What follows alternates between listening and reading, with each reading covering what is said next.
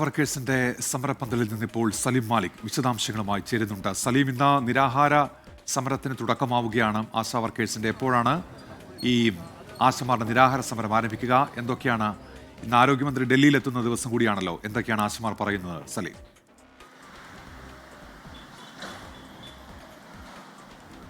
ഉന്മേഷി, സമരം അതിൻ്റെ മൂന്നാം ഘട്ടത്തിലേക്ക് പ്രവേശിക്കുന്ന ദിവസമാണ് ഇന്ന്. കഴിഞ്ഞ ഈ രണ്ട് ഘട്ടങ്ങൾ, അത് രണ്ടും സംസ്ഥാന സർക്കാരിനെ വല്ലാതെ പിടിച്ചുകുലുക്കുന്ന ഒരു സാഹചര്യം ഉണ്ടാക്കുന്ന സമരമായിരുന്നു. അതിനൊടുവിലാണ് ആശമാർ നിരാഹാര സമരത്തിലേക്ക്, ഒരു കടുത്ത സമര രീതിയിലേക്ക് കൂടി കടക്കുന്നത്. ഇന്ന് രാവിലെ 11 മണിയോടുകൂടി ആ സമരം ആരംഭിക്കും എന്നാണ് അറിയുന്നത്.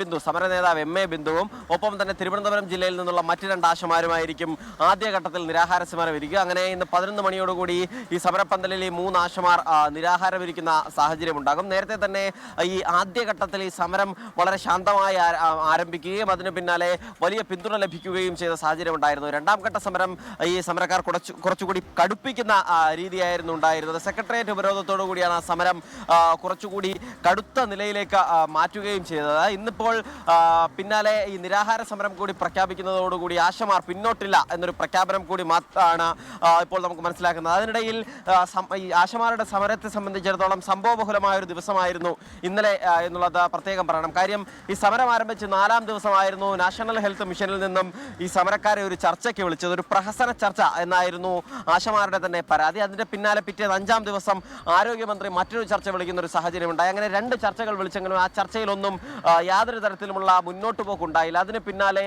1 മാസത്തിലധികം ഈ സംസ്ഥാനത്തിന്റെ തന്നെ പ്രധാനപ്പെട്ട ചർച്ചാ വിഷയമായി ആശാ വർക്കേഴ്സിന്റെ സമരം മാറിയപ്പോഴും സർക്കാർ മുഖം തിരിഞ്ഞു നിൽക്കുന്ന നിലപാടായിരുന്നു ഉണ്ടായിരുന്നത്. പക്ഷേ അതൊക്കെ മാറ്റി ഇന്നലെ സർക്കാർ ഇവരെ ചർച്ചയ്ക്ക് വിളിച്ചു എന്നുള്ളൊരു പോസിറ്റീവ് സൂചന അതുമായി ബന്ധപ്പെട്ട് ലഭിച്ചിരുന്നു. പക്ഷേ ആ ചർച്ച വിജയമാകാത്തത് വലിയ നിലയിൽ ആശമാരെ വേദനിപ്പിക്കുകയും ചെയ്തു. ഇന്നലെ NHM-ൽ രാവിലെയും വൈകുന്നേരം ആരോഗ്യമന്ത്രി നേരിട്ടും ചർച്ചയ്ക്ക് വിളിച്ചു. പക്ഷേ ആ ചർച്ച കഴിഞ്ഞിട്ട് കണ്ണീരോടുകൂടി ഇറങ്ങി വരുന്ന ഒരു കാഴ്ച ഇന്നലെ ആശമാരുടേതായി ഉണ്ടായിരുന്നു. റോഡ് ഉപരോധിച്ചു. അങ്ങനെ ആശമാർ കുറച്ചുകൂടി സമരം കടുപ്പിക്കുന്ന നിലയിലേക്ക് മാറ്റിയത് നമ്മൾ ഇന്നലെ കണ്ടതാണ്. അതിന് പിന്നാലെയാണ് ഇന്നു മുതൽ നിരാഹാര സമരം കൂടി ആരംഭിക്കുന്നത്. അതോടുകൂടി സമരത്തിന് വലിയ പിന്തുണ, കഴിഞ്ഞ ദിവസങ്ങളിൽ തന്നെ കനത്ത മഴയത്തൊക്കെ രാഷ്ട്രീയ നേതാക്കളൊക്കെ ഇവിടെ ഒഴുകിയെത്തുന്ന കാഴ്ച കണ്ടതാണ്. അതിന് തൊട്ട് മുൻപ് ഈ സെക്രട്ടേറിയറ്റ് ഉപരോധത്തിന് വിവിധ നിലയിലുള്ള രാഷ്ട്രീയ പാർട്ടികളുടെ പിന്തുണ ലഭിക്കുന്നത്. അതല്ലാതെ ഈ സാമൂഹിക സാംസ്കാരിക രംഗത്തെ പ്രധാനപ്പെട്ട ആളുകളുടെയൊക്കെ പിന്തുണ ഈ സമരത്തിന് ലഭിച്ചതും കണ്ടതാണ്. അതുകൊണ്ട് സ്വാഭാവികമായും നിരാഹാര സമരം ഇന്ന് ആരംഭിക്കുമ്പോഴും വലിയ പിന്തുണ ഇവരെ സംബന്ധിച്ചിടത്തോളം ഉണ്ടാകും. അപ്പോഴും ആശാ വർക്കേഴ്സിനെ സംബന്ധിച്ചിടത്തോളം പ്രതീക്ഷയുള്ള കാര്യം, കഴിഞ്ഞ കുറേ കാലങ്ങളായി അവഗണിച്ച സർക്കാർ തന്നെ ആ വിഷയത്തിൽ